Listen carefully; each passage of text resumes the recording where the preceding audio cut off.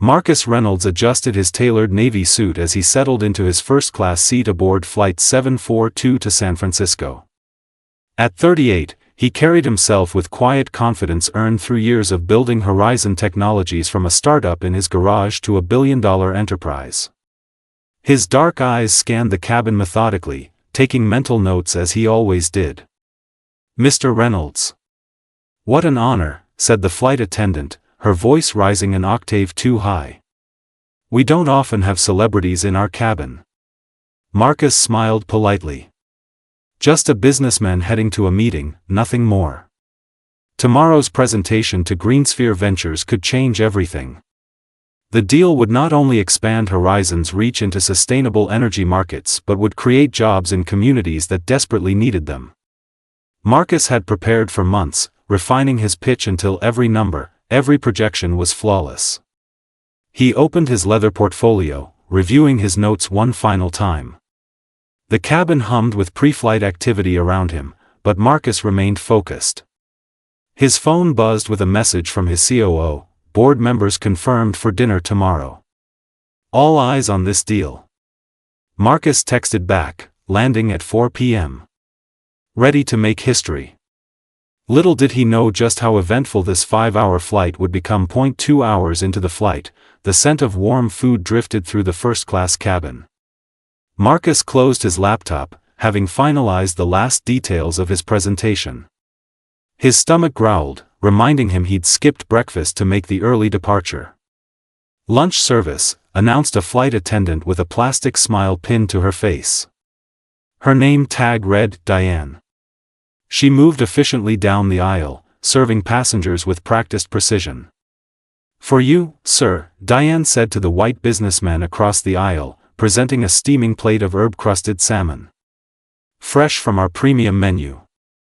And would you prefer red or white wine with your meal?" Marcus watched as she served the other first-class passengers, all white, with the same attentive care. Each received perfectly plated meals, steam still rising from the fresh portions. When Diane finally reached his row, her demeanor shifted subtly. "Chicken or pasta?" she asked curtly, avoiding eye contact. "The chicken, please," Marcus replied, maintaining his professional tone. Diane placed a covered tray before him and immediately turned to leave without offering a beverage choice. "Excuse me," Marcus called. "May I have some water?" She nodded stiffly, returning moments later with a plastic cup of water, not the glass bottles served to other passengers. Marcus removed the cover from his meal and paused. The chicken appeared discolored, with unmistakable green-gray patches of mold blooming across its surface. The rice beside it looked hard and crusty, as if it had been reheated multiple times. He looked up, noticing the passenger beside him enjoying a perfectly prepared meal. The contrast was striking, and unmistakable. Marcus took out his phone, discreetly photographed the moldy food, then quietly placed the cover back over the tray. This wasn't an accident, this was deliberate. Marcus pressed the call button, his fingers steady despite the anger building inside him. Years of navigating boardrooms filled with skeptical white executives had taught him to control his emotions. Show anger, and they'd label him aggressive. Show too much patience, and they'd mistake it for weakness. Diane appeared with visible reluctance. "Yes?" Her tone carried an edge. "There seems to be an issue with my meal," Marcus said, his voice measured. "The chicken appears to be spoiled." Diane barely glanced at the tray. "That's how it's supposed to look. It's a special preparation." "With mold?" Marcus raised an eyebrow, maintaining eye contact. "Perhaps your palate isn't accustomed to first-class cuisine," she replied, loud enough for nearby passengers to hear. "Some people aren't used to sophisticated food." Marcus noted the racial undertone but remained composed. "I've flown first class internationally for 15 years. I recognize mold when I see it.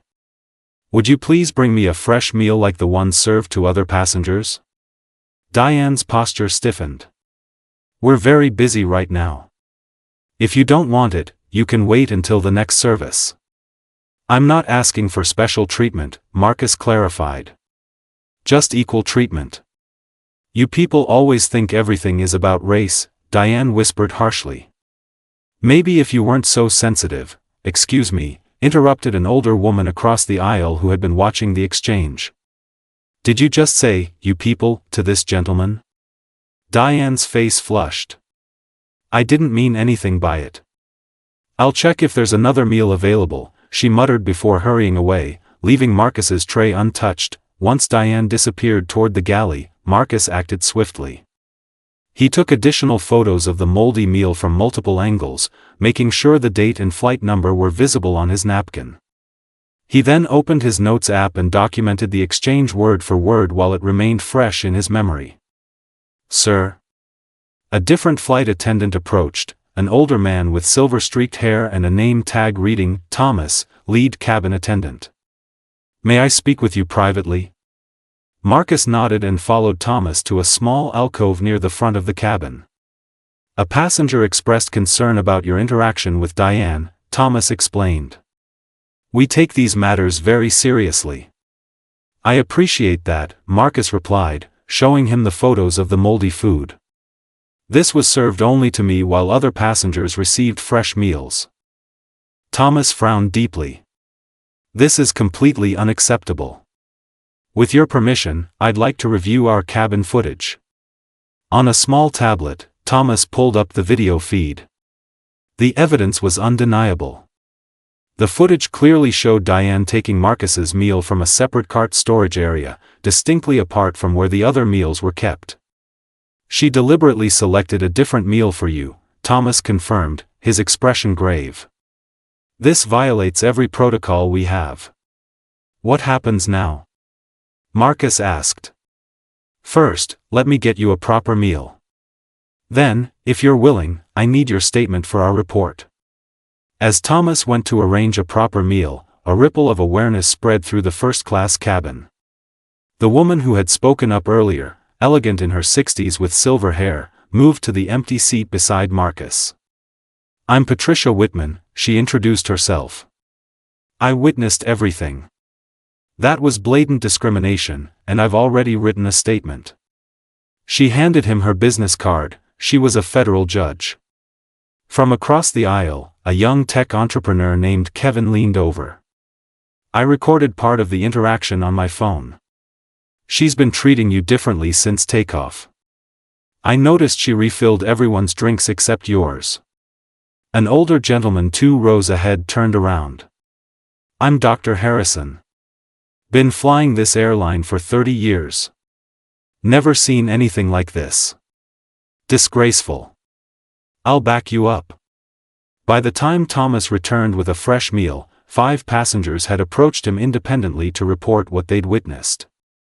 Their support came from different ages, backgrounds, and races, united by a shared sense of injustice.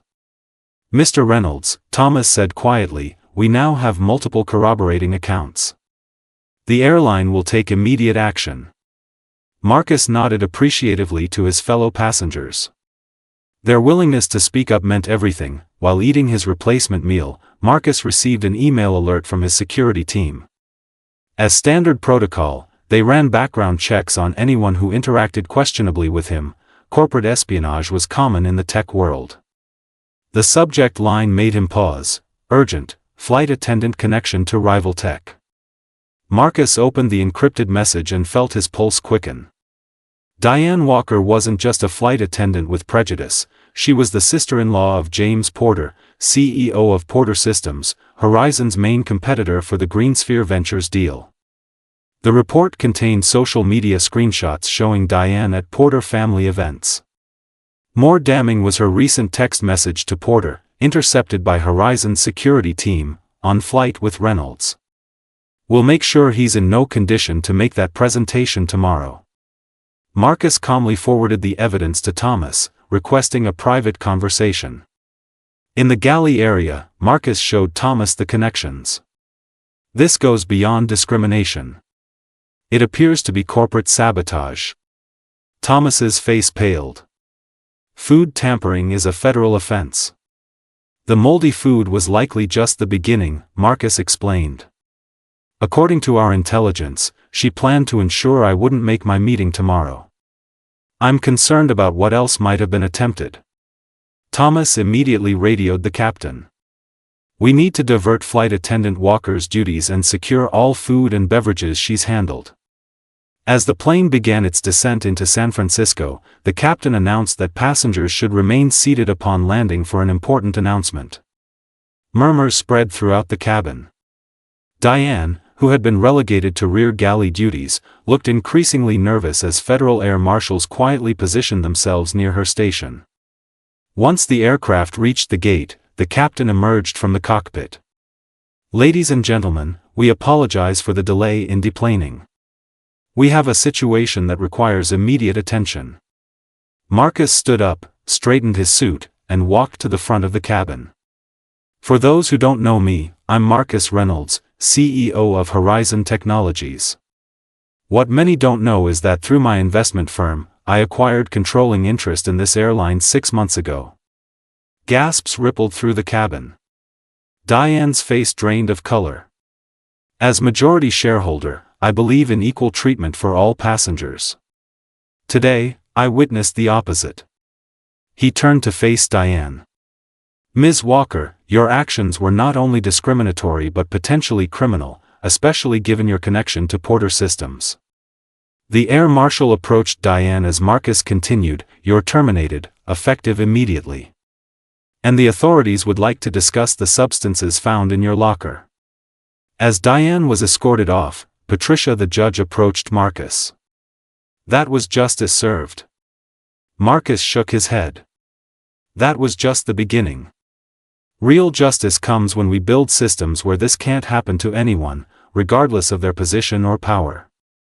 The next day, Marcus secured the Green Sphere deal, allocating the first development project to a predominantly black neighborhood in Oakland. The headline read, "Horizon Technologies creates 2,000 new jobs in underserved communities."